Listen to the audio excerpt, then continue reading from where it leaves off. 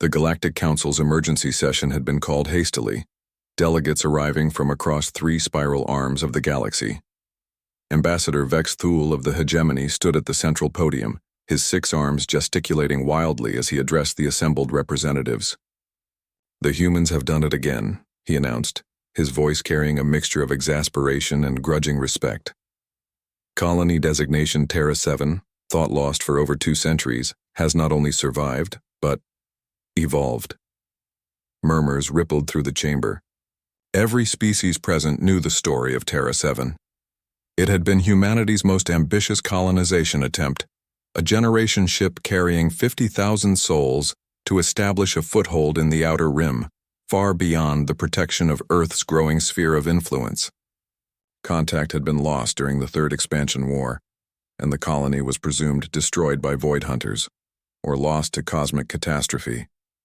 "Show them," came a voice from the human delegation.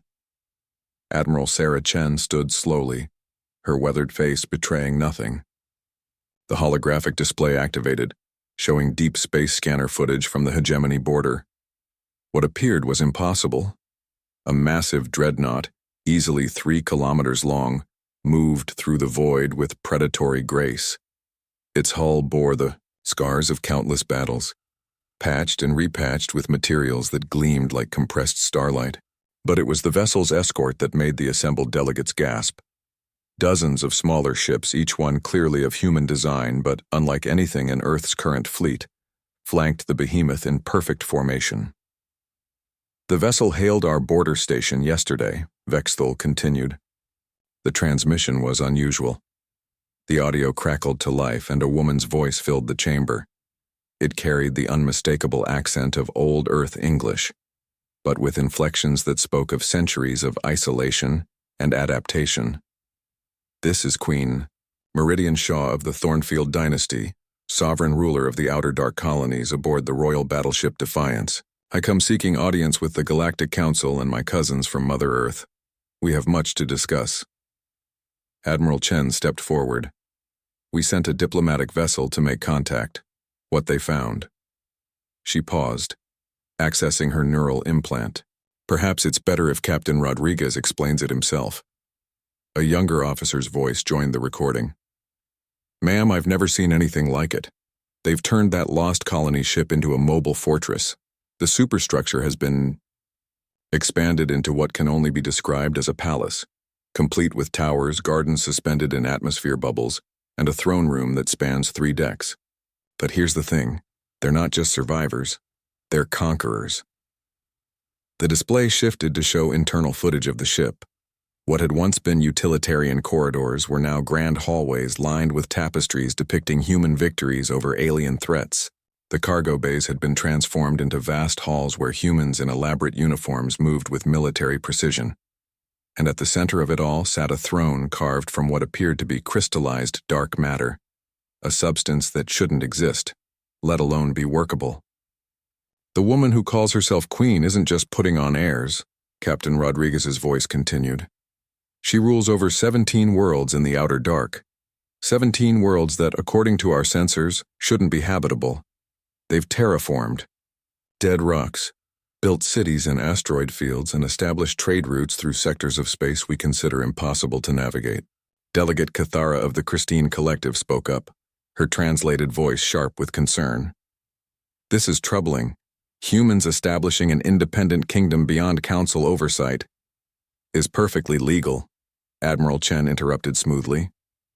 "The Lost Colony provision established in 2387 grants any human settlement that maintains independence for over 100 standard years the right to self-governance. They've exceeded that requirement by a factor of 2.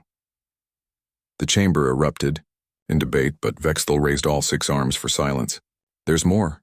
Show them the combat footage." New images flashed across the display. A void hunter raid fleet, the same species that had terrorized the galaxy for millennia, was being systematically destroyed by human vessels. But these weren't the calculated technological victories typical of Earth's military. These were vicious personal battles where human ships rammed through enemy formations, their crews apparently viewing destruction as preferable to retreat. "The Queen's forces don't just fight void hunters, Vexthul explained. They hunt them. For sport. They've cleared 3 entire sectors of hostile forces that we'd written off as permanently lost. A new voice joined the transmission. Queen Meridian herself, speaking directly to the council. Honored delegates, my people have spent 2 centuries learning a simple truth. The galaxy doesn't care about your laws, your councils, or your civilized debates. It respects only strength and the will to use it. We've carved out our realm with blood and determination, and we've come to offer our cousins from Earth something precious: perspective. The Queen's image materialized in the hologram, and the assembled delegates fell silent. She was tall, imposing, with silver hair braided with what appeared to be alien bone fragments. Her clothing was part royal regalia, part military uniform, adorned with trophies from a dozen different species. But it was her eyes that commanded attention. They held the weight of someone who had stared into the abyss and made it blink first. The hegemony fears us because we represent everything they've tried to suppress about human nature, she continued. We are not content to be junior partners in someone else's galaxy. We are not satisfied with assigned territories and regulated expansion. We took what the universe threw at us: isolation, hostility, impossible odds, and we built an empire. Admiral Chen stepped forward again. Earth's official position is that we welcome any human colony that wishes to rejoin the greater community. Queen Meridian's laugh echoed through the chamber, cold and sharp. Rejoin? Admiral, we never left.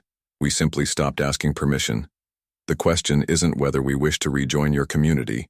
It's whether your community is ready to accept what humanity truly is when the leash comes off. The transmission ended, leaving the council chamber in stunned silence. Vexthul looked around at the assembled delegates, his expression grim.